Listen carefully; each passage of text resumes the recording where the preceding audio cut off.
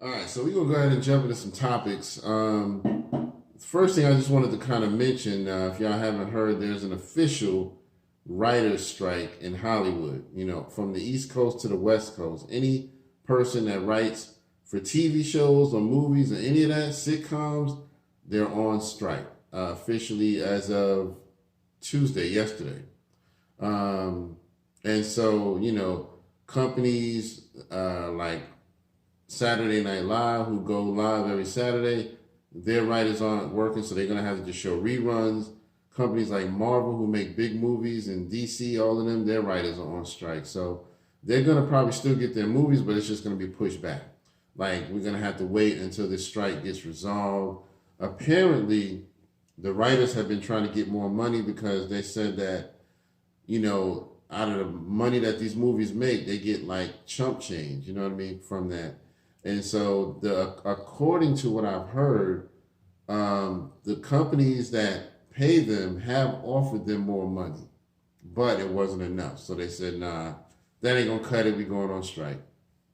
So that's interesting, man. I'm gonna see how that turns out. You know what I mean? I really, I want to know how much they make, and if it really does seem unfair or not. You know what I Yeah, mean? we have to look that up. Yeah, we're gonna have to look that up. You know what I mean? But I will say this. Now, if we got AI coming up, we just discussed, Right. before we even got on here, even last week, how AI is doing all these things, the songs, pretty much AI, like when it comes to coding and stuff, a couple of years ago, people learning code. Right. Now AI is learning how to write code. I believe I shared something with you on Instagram, talking about how like the AI is getting so, learning and learning. Mm-hmm. So they can read and write code. Yeah, so now it's just like, to me, it's like, well, all Hollywood has to do, and I hope they don't take this idea, but all they would have to do is like, well, realistically, we don't need y'all anymore. We can just get AI. we just get a couple of tech guys that do AI and write scripts, and they'll be just as good. You know what I'm saying? As far as like, putting this now, they still gotta have the actors and stuff. Yeah. So I don't think that's going away anytime soon, unless they do. They're gonna find a way to replace them too. Well, technically, AI technically, they kind of already did. Right. I won't go into that because God knows. But they ain't gonna need no more stuntmen or nothing. Yeah, CGI gonna take over. Yeah, but you know what I'm saying. So really, like, I mean, the way it's heading, and like Elon Musk, not to say that he's like the all the way good guy, but he even said like, look, this is Pandora box. Y'all pretty much opening up. Yeah. This is not going to end well. I'm telling you, man. We in the last days. Y'all better wake up and recognize it's getting there. I'm telling you. Really. So I'm not messing with it, but I hope that the whole writer strike gets resolved because we do need people like that who can really write good scripts and make sure that these shows have a smooth dialogue. You know what I mean? Speaking of script writing, did I share you this thing? It was a guy talking about. I don't know if it was a white guy or he may not have all the way been white, but he was talking about there's these all this narrative of slave movies and stuff. So how come we don't have any scripts talking about?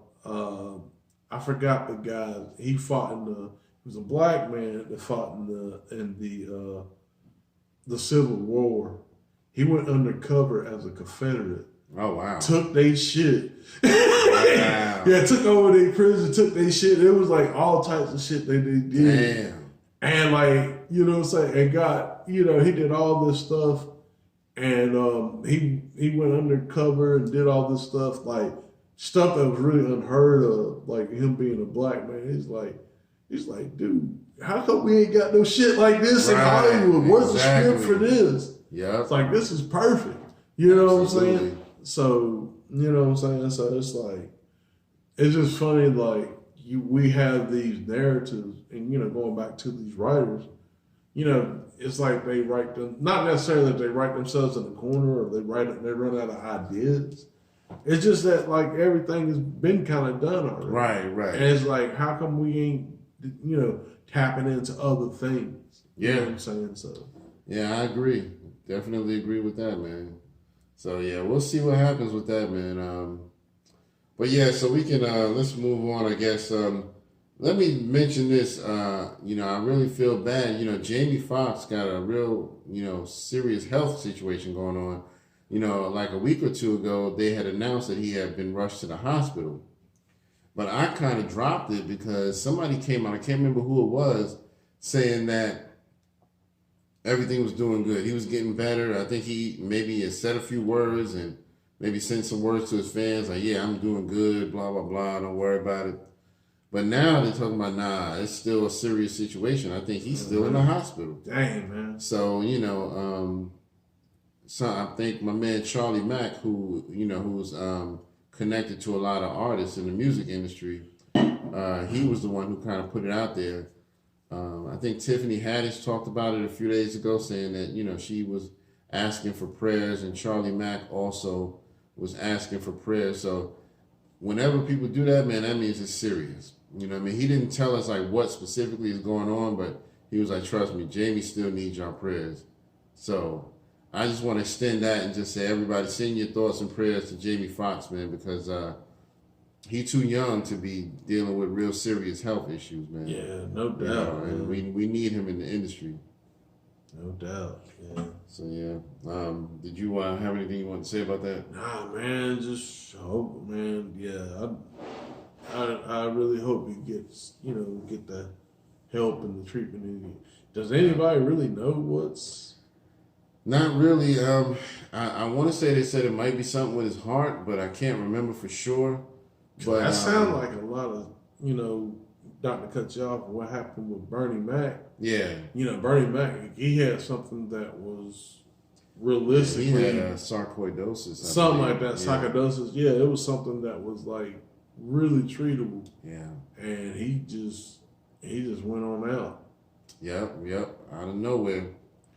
I think I have also heard that Jamie might have had a stroke too. So that's even worse because that can have real long-term effects, man. Yeah. Where you may not be able to talk right or move right and all of that. Man. So our thoughts are out to Jamie Foxx, man. All right, let's see. Oh, real quick, let me give a shout out to King Randall. We talked about this young man that doing the school stuff and building. He got funds allocated. Yeah. So real quick, they I think he was asked a question about reparations, and I think they were trying to get him to talk. Kind of like with the Roland Martin situation. Okay. Which, we did a loss and thought on that, and that was like one of the biggest views that we've ever got on the channel. Yeah. So I want to shout out the people and thank y'all for that. Yeah, clap that up. Man. So, but what I want to say is he had that, he had the, they asked him the question. I'm sorry, I lost my train of thought. But he asked the question about the reparations, and he said, and it was a good answer. He said, I'm for it, but the thing of it is, I'm focusing on these people, these kids, so they can get skills. Right. Yeah, it'd be good to have it, but we can't just sit here and wait on it. We gotta do stuff now. Right. And I think that's our problem with, we just want to just wait on it but no, we still gotta keep moving. And I do, that was a great response.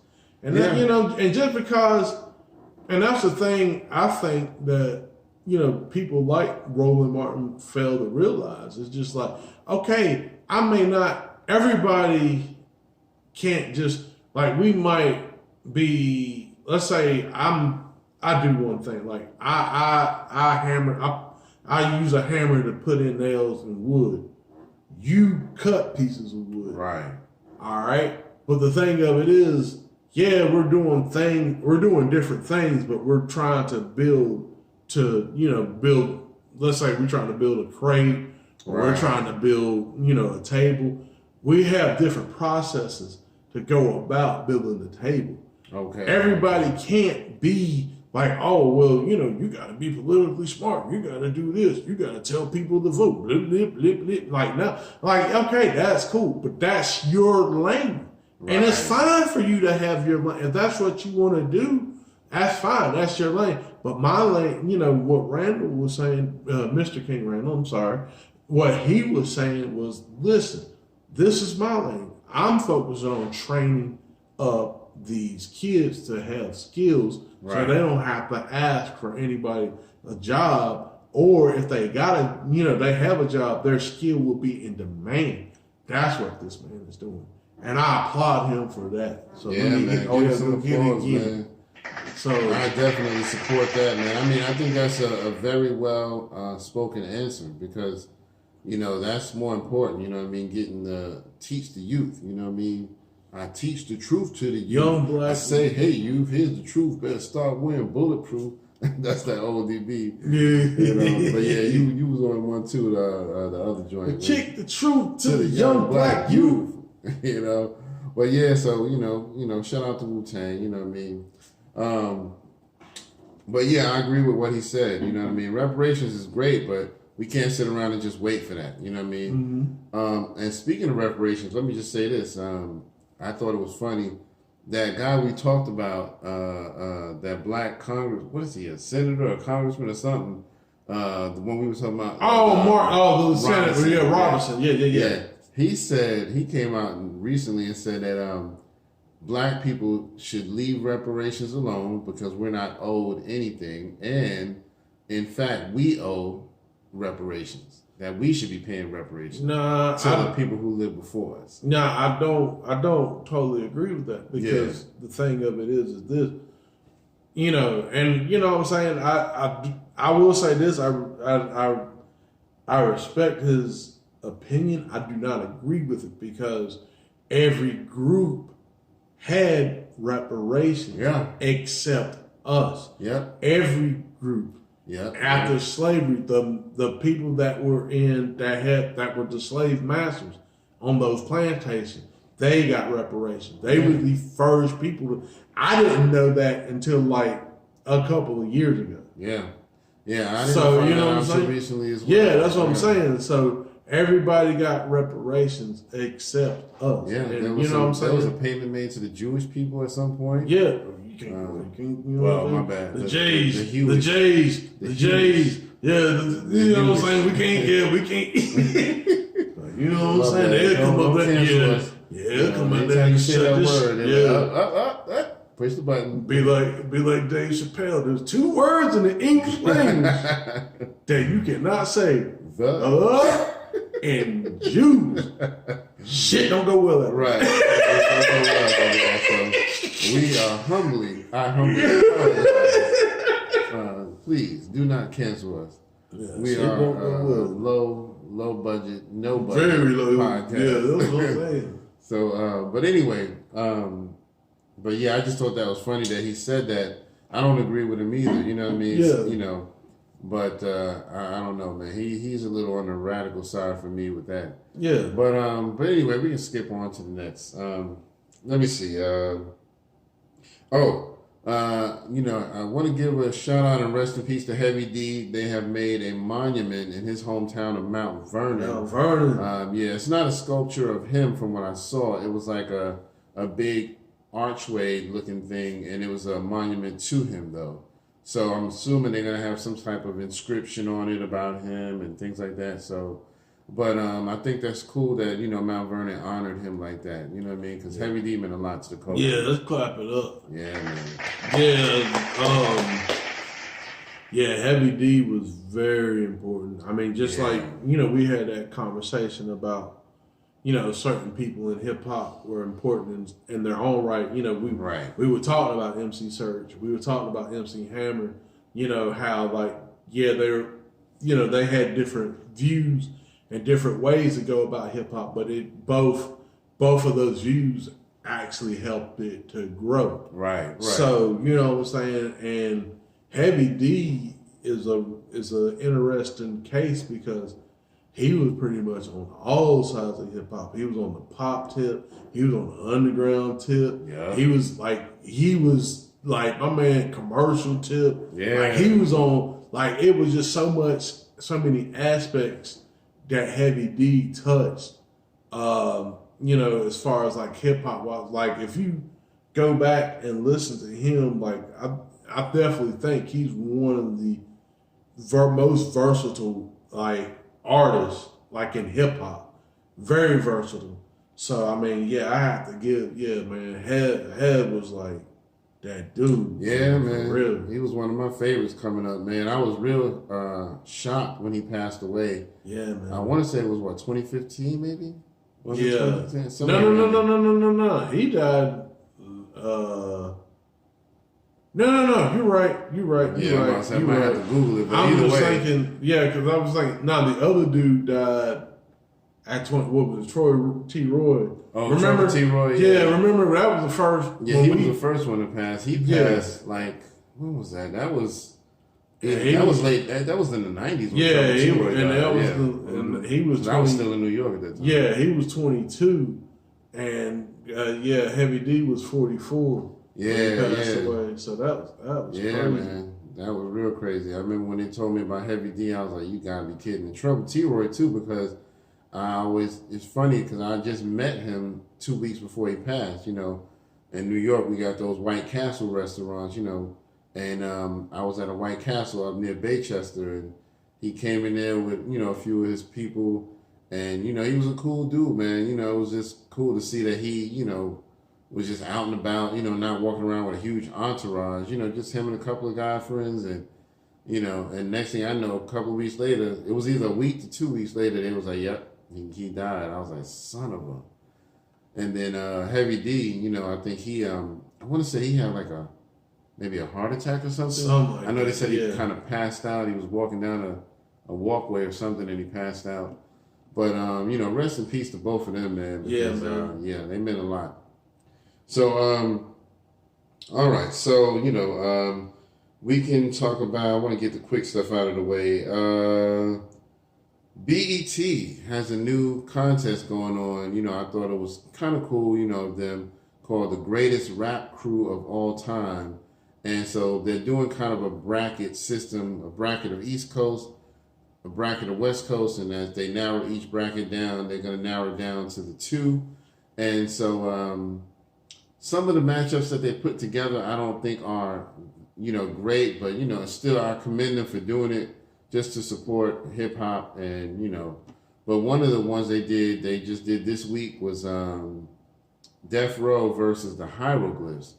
You know, and I mean, the Hieroglyphs was dope, but I don't know if, you know, they're going to stand a chance against Death Row. You know, Death Row's going to probably win just by popularity. You know what I mean? They had too many powerhouses. Me and Howie was just talking about that before the show. What did you think? Yeah, like I said, I mean, don't get it twisted now. The hieroglyphics, they reach is longer than what a lot of people think it is. Matter of fact, I've seen a lot of people, they were around here in North Carolina where they logo the little 3-dot joint. Yeah. So like they reach is there, but like realistically, whatever they do, because like the thing of it is this Hyro is big in California. I mean, like really big, but Death Row is bigger. Yeah, I mean they're definitely worldwide. Right. You know what I'm saying? And the thing of it is with this too, like, outside of, let's even say this, because even the MCs with Hyro, they're nice, but I mean, let's be real, they ain't fucking with Crooked Eye. Right. They ain't fucking with Crooked Eye. They ain't fucking with Corrupt. They ain't fucking with Lady Rage. Yeah. And these ain't even like the top stars of Death Row. Right. And you got Snoop. Right. You got Pop. You got Dre. I mean, we'll talk about because there's more stuff we got to talk about them for a minute. Yeah. But the thing of it is, it's just like it's like Death Row. In a nutshell, really kind of covered all the bases. They have like the underground. They have a little bit of underground or lesser known MCs that is still kind of vicious and vital. Yeah. But then on top of that, but then on the other side, all of a sudden you still got these powerhouses. They're about like damn near like the Bulls of like fucking 96. Right, exactly. I mean, that's really what you got. It's like right about that. Like Haru was good, you know what I'm saying? But they looking like the Knicks, you know what I'm saying? And all of a sudden, like they happen to go against like fucking Jordan. And, like they're good, but Jordan just like right. Force, you know what I mean? Yeah. It's probably not gonna happen. What was the other one they did? They did Juice Crew versus yeah, I think you sent me that one. Yeah, that was like the first one I saw. It was Juice Crew versus somebody. It was a kind of a weird matchup too, but it wasn't too bad. Dang, who was it? I remember you sitting here. I can't think of it. It wasn't. Was it Wu-Tang?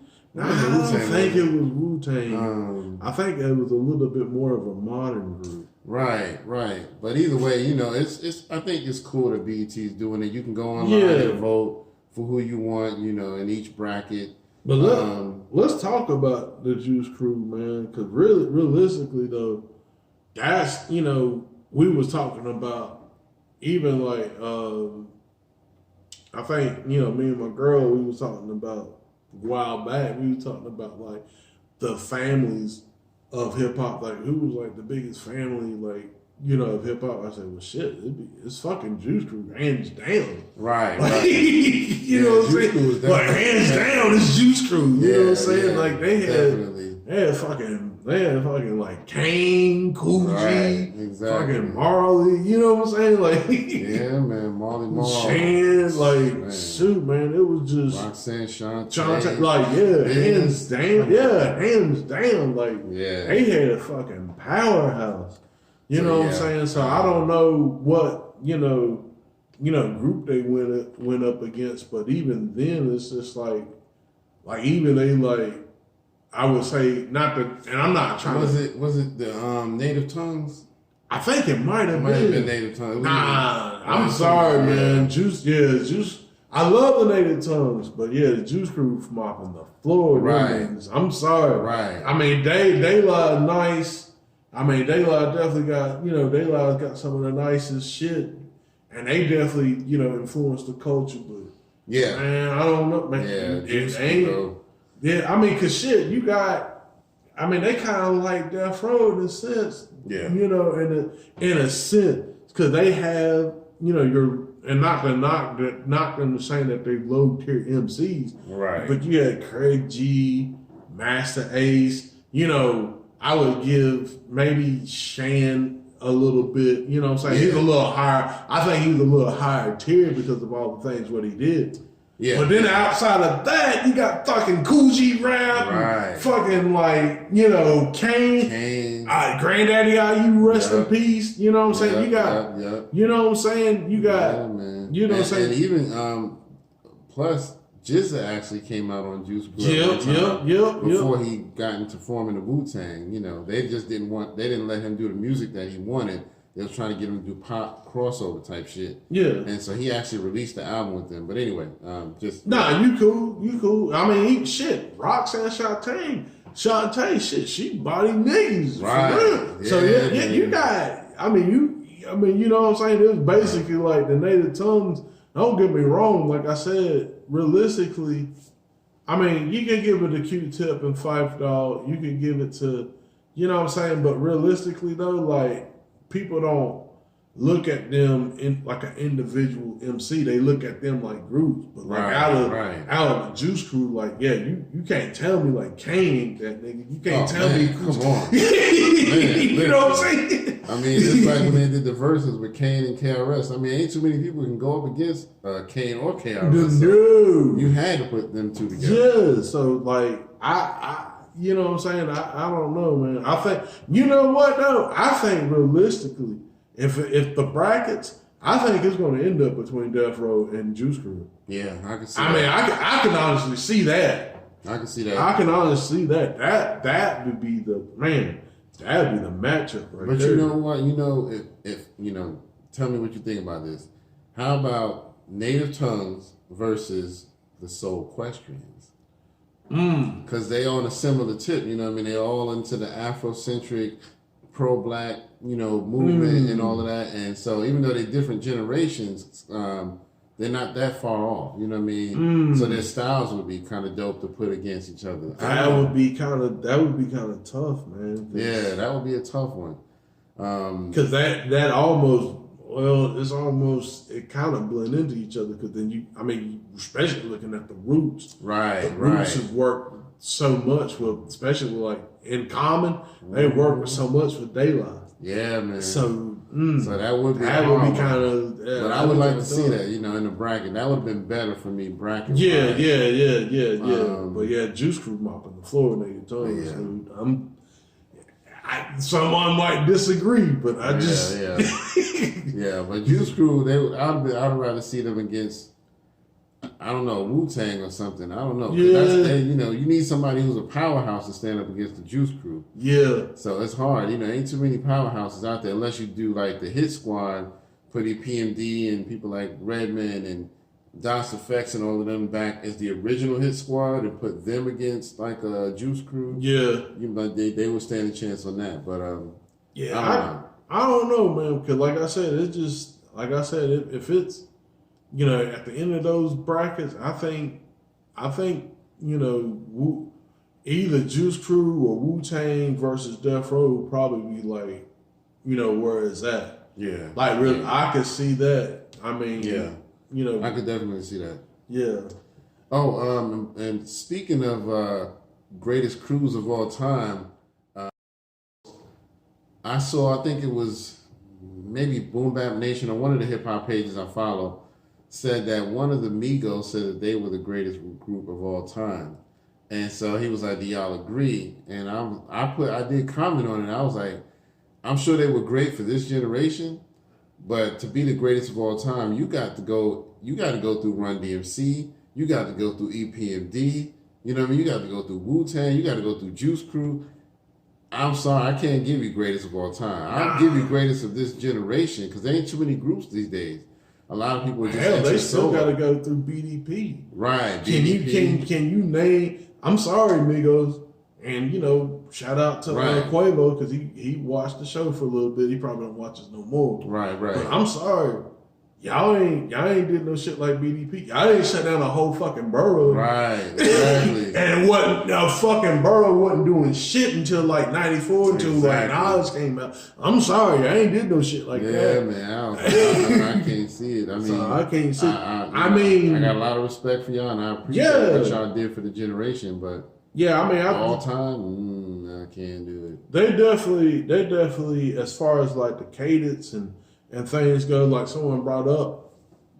You know, they're definitely like this generation's Dad's Effects with the triplet, the triplet type of rhyme and things like that. But I don't think they would be the greatest. Now, as far as their influence and things, I mean, I give it to them, but I don't think, not of all time, new. Right.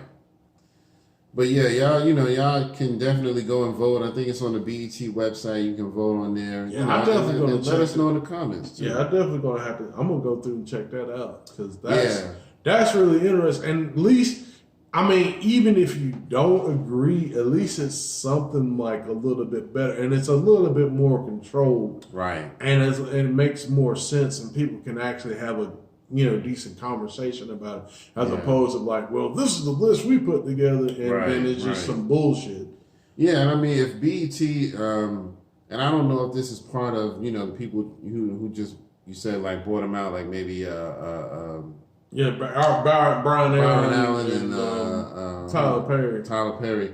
I don't know if this is a result of that, but I think if they're smart, they'll do something like this every year on a different tip. Like you could say something like next year could be who was the greatest of the 80s or something like that. Or who was the greatest of the 90s. Or, something. Yeah. Where people can vote because people like shit like that. So get your customers involved, make them interact on your website. So if they're smart, they'll keep doing shit like that.